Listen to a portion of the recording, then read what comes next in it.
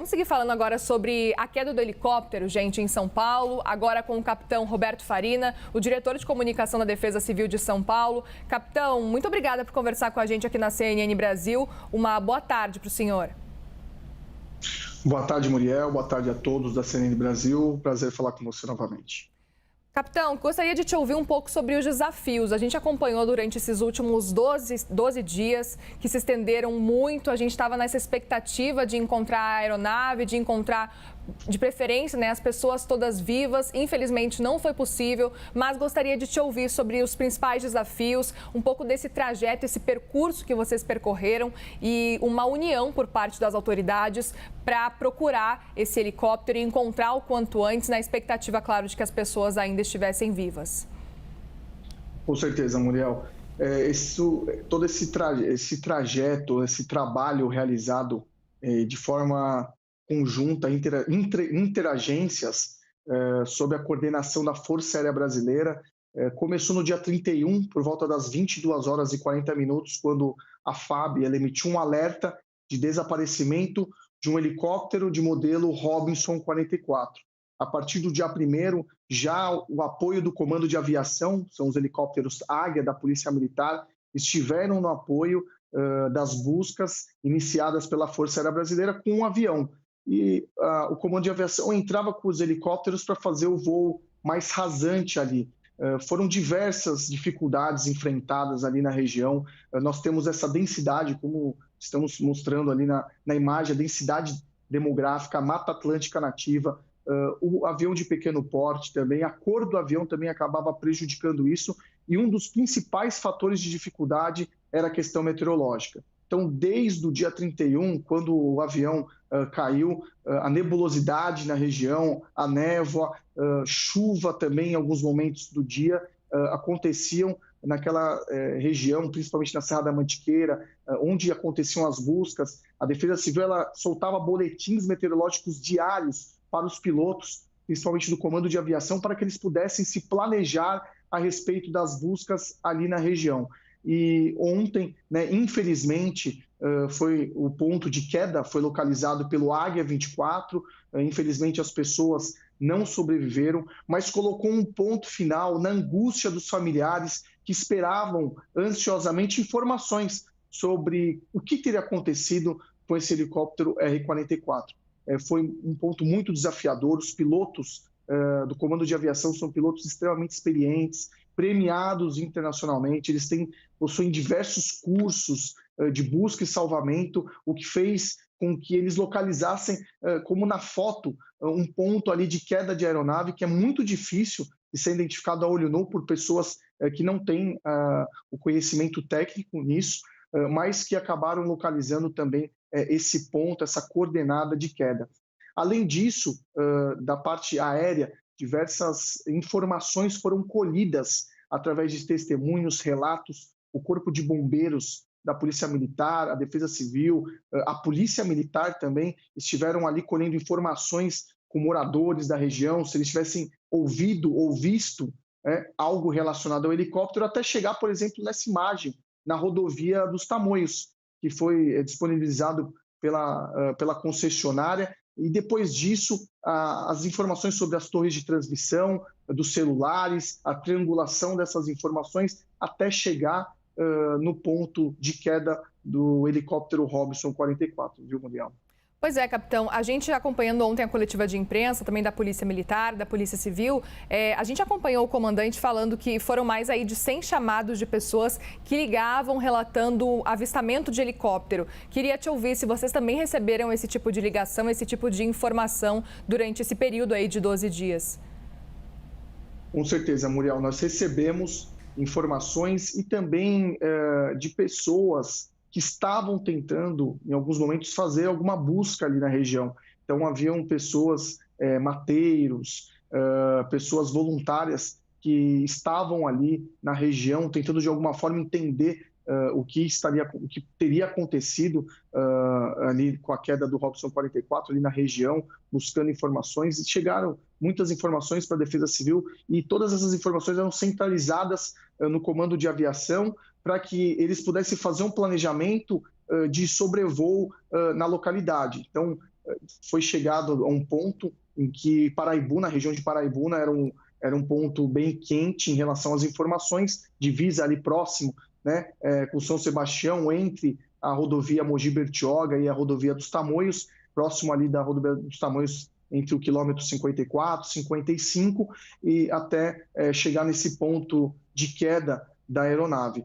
Foi um trabalho que ele foi extremamente minucioso, técnico, principalmente também com o apoio da Polícia Civil, que trouxe informações a respeito dos celulares das vítimas, os familiares trazendo informações sobre, como, por exemplo, troca de mensagens, as fotos também do ponto de pouso desse helicóptero. Isso tudo ajudou a montar o quebra-cabeça e o raciocínio lógico para buscar esse helicóptero que, infelizmente, acabou caindo e vitimando 4 pessoas. Uma coisa importante também, a gente estava acompanhando a questão da antena de telefonia. Esse foi um ponto importantíssimo para poder descobrir a localização, né, capitão? Um outro ponto também que a gente ouviu ontem da Polícia Militar foi que existe uma mudança de tática, que especificamente naquela sexta-feira, no caso ontem, foi possível descer o helicóptero com as buscas mais próximo da mata e foi possível fazer uma procura mais lenta, mais minuciosa. A PM até foi perguntada, foi questionada por que isso não foi feito antes. E o que o comandante respondeu ontem, ele falou que esse tipo de voo não foi feito antes porque demoraria muito para justamente encontrar esse helicóptero, né? Era um cenário muito difícil naquele caso. Ou seja, o que a gente viu é que foi necessário antes definir os quadrantes, definir exatamente onde que estaria esse helicóptero, onde que poderia estar, na verdade, porque até então não se sabia exatamente a localização. Gostaria que o senhor nos explicasse um pouquinho sobre esses detalhes, assim, dessa investigação, essa procura muito intensa desses últimos 12 dias e que ainda teve que contar por cima com esse problema aí envolvendo previsão do tempo, além disso, a mata, que tinha uma dificuldade muito grande de acesso também. Muriel, perfeitamente o que você falou.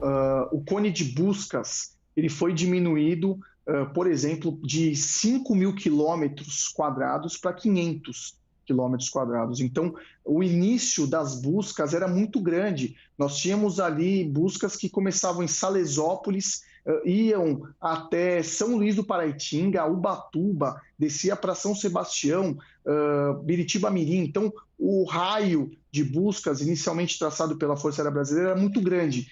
Com isso, foi importante essa busca por informações, também um trabalho que foi fundamental, foi da imprensa divulgar as informações em tempo real, porque as pessoas viam e acompanhavam o caso, e isso fez com que elas buscassem os canais oficiais do governo, como, por exemplo, o 190 da Polícia Militar, 193 do Corpo de Bombeiros e até 199 da Defesa Civil, para passar as informações que eles teriam visto. Então, foi fundamental trazer esses relatos dessas pessoas para conseguir oxigenar as informações e a mente dos especialistas, dos planejadores ali da missão, até chegar, por exemplo, nessa imagem da concessionária da rodovia Tamoios, porque no primeiro momento é difícil você conseguir tentar buscar imagens nas câmeras, né? Em uma possível queda de aeronave em um terreno hostil, como por exemplo a Mata Atlântica, aí na Serra do Mar.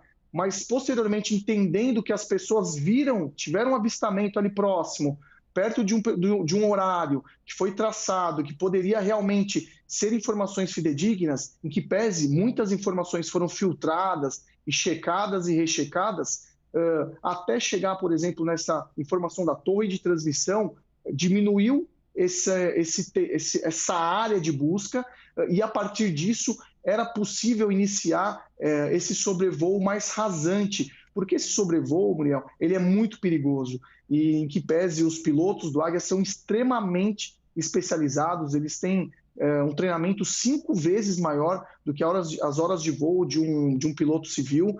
É um treinamento, um sobrevoo ainda arriscado, e como, por exemplo, agora que nós tivemos os resgates dos corpos das vítimas, ali o local está com uma nebulosidade muito grande, chuva ali intermitente, fazendo com que não fosse possível o resgate de forma aérea. Então, por exemplo, nesse resgate dos corpos, o 11º Grupamento de Bombeiros dali da região, que é especializado em busca e salvamento na Serra da Mantiqueira, ele foi para o local desde ontem. Eles desceram de rapel ali no ponto de queda, pernoitaram lá próximo do helicóptero para fazer o embalsamento ali, embalamento dos corpos, e os corpos foram retirados por terra, porque a dificuldade da meteorologia, a dificuldade do tempo ali prejudica muito o sobrevoo das aeronaves. E por isso que o próprio Coronel Barreto, explicando na coletiva de imprensa, falou da dificuldade de fazer esse voo rasante, que além de ser perigoso, a meteorologia dificultava muito esse tipo de sobrevoo ali na região. Capitão, quero te fazer uma pergunta que pode ser uma especulação, mas é para que a gente entenda um pouco desse cenário, porque ontem a gente estava acompanhando ao vivo essa coletiva de imprensa e as primeiras imagens que chegavam para a gente, principalmente por volta das 9 horas da manhã, quando as primeiras informações começaram a surgir de que o helicóptero tinha sido encontrado, a primeira imagem que a gente teve acesso, a gente viu que o helicóptero ele está posicionado, os destroços, na verdade, do helicóptero, eles estão, essa imagem, ó, eles estão basicamente no mesmo lugar. A gente consegue entender alguma coisa a partir dessa imagem, por exemplo, do que a gente está vendo realmente desse período aí de buscas e depois desse período que encontram o helicóptero e depois os corpos? Porque a gente percebe nessa mesma foto que as árvores, elas estão cortadas, e ontem, conversando com um especialista em segurança de voos, ele citou para mim que aparentemente seria uma queda com grande ângulo no meio da floresta. Isso foi o que disse esse especialista. Obviamente, é uma questão especulativa para a gente tentar entender ainda, com informações muito preliminares, um pouco do que pode ter acontecido nesse cenário. Claro que a investigação pode dizer, mas para que a gente entenda um pouco do que pode realmente ter acontecido a partir disso. Vocês conseguiram já tentar entender, tentar traçar um pouco desse cenário? Olha, Muriel, o Seripa 4, que é o órgão responsável por investigação e prevenção, ele já está no ponto de queda, eles estão já fazendo todo o levantamento de informações para tentar chegar a uma conclusão técnica, que é um órgão subordinado ao CENIPA, que é o Centro de Investigações. Nós sabemos, por exemplo, que a autonomia de voo, o combustível dessa aeronave, ele tinha em torno de 2 horas e 15 minutos, então pode existir a possibilidade também de uma pane seca ali da aeronave, mas todas essas informações elas só podem ser conclusivas a partir da investigação do órgão responsável, o Seripa 4, da Força Aérea Brasileira, a respeito das causas, né, dos motivos, os fatores causadores da queda desse helicóptero. Fato é que, infelizmente, nós localizamos as 4 vítimas falecidas. Não era o objetivo da missão encontrar as vítimas mortas, o objetivo era tentar encontrar elas com vidas. A todo momento nós estávamos com as equipes de busca motivados em localizá-los de alguma forma com vida, mas em que pese essas pessoas elas acabaram falecendo nessa queda,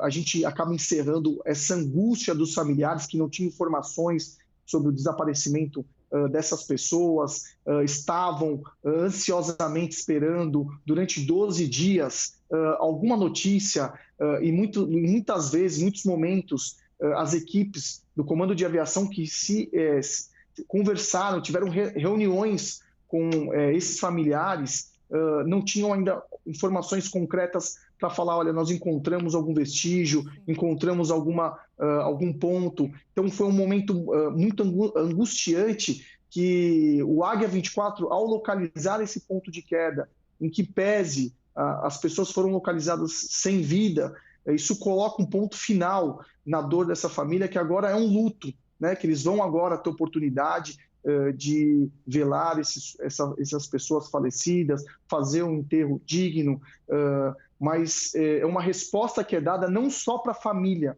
né, dos familiares, mas também para a sociedade que estava aguardando uma solução para esse problema.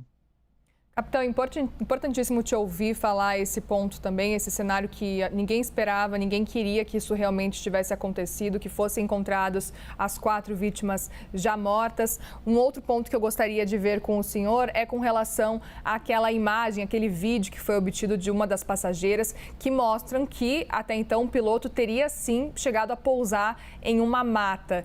qual que é a explicação a partir disso, pelo que a gente já sabe até o momento? E por que o piloto teria subido, levantado o voo de novo, capitão? Olha, Muriel, eu estive nesse ponto de pouso, nós fizemos de forma aquática, passamos pela localização, o que foi falado por um morador que estava a cerca de 800 a 1 quilômetro, 800 metros a 1 quilômetro do ponto em que o helicóptero teria tocado ao solo, antes dele levantar o voo novamente e sobrevoar até sua queda.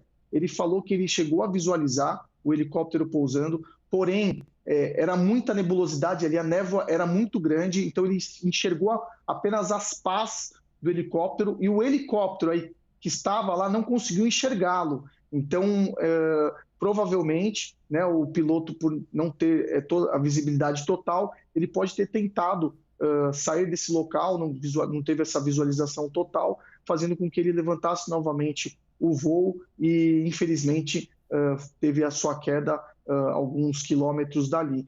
É muito difícil, né, a gente ter conclusões em relação às pessoas que agora acabaram falecendo. Por isso que a investigação ela vai trazer muitas informações, né, a respeito das causas, mas o que é importante frisar é que o ponto de pouso foi bem próximo ali da represa de Paraibuna, pouquíssimos metros da água ali, só que ali era um local de nebulosidade, de névoa muito grande e que dificultou muito a visualização e a observação do piloto, né? Então foram alguns testemunhos que nós colhemos ali na região, que também nos ajudou e nos subsidiou com algumas interpretações para chegar nesse ponto de queda em que o Comando de Aviação, através do Águia 24, conseguiu constatar nessa coordenada aí próximo ali de Paraibuna, entre a rodovia dos Tamoios e a rodovia Mogi Bertioga. Só para a gente encerrar, o ponto de pouso ele estava muito próximo também do local onde foi encontrado o helicóptero. Isso, ele estava próximo, ele estava no raio ali. O ponto de pouso estava aproximadamente no km 55 da Tamoios, assim, para o lado direito, e a queda do helicóptero foi para o lado esquerdo, pensando assim, subindo, né, ali a serra. Então, foi bem próximo. E essa imagem que nós temos aí, que você está passando, ela foi uma imagem muito importante, porque tem a ida do helicóptero passando pela represa e tem a volta do helicóptero retornando da represa. Essa foi uma imagem que também foi importante para a montagem do quebra-cabeça até a chegada da coordenada do ponto de queda do Robinson 44. Capitão Roberto Farina, ele que é diretor de comunicação da Defesa Civil de São Paulo, mais uma vez te agradeço pela disponibilidade de conversar com a gente e parabéns pelo trabalho incansável de vocês ao longo desses últimos 12 dias.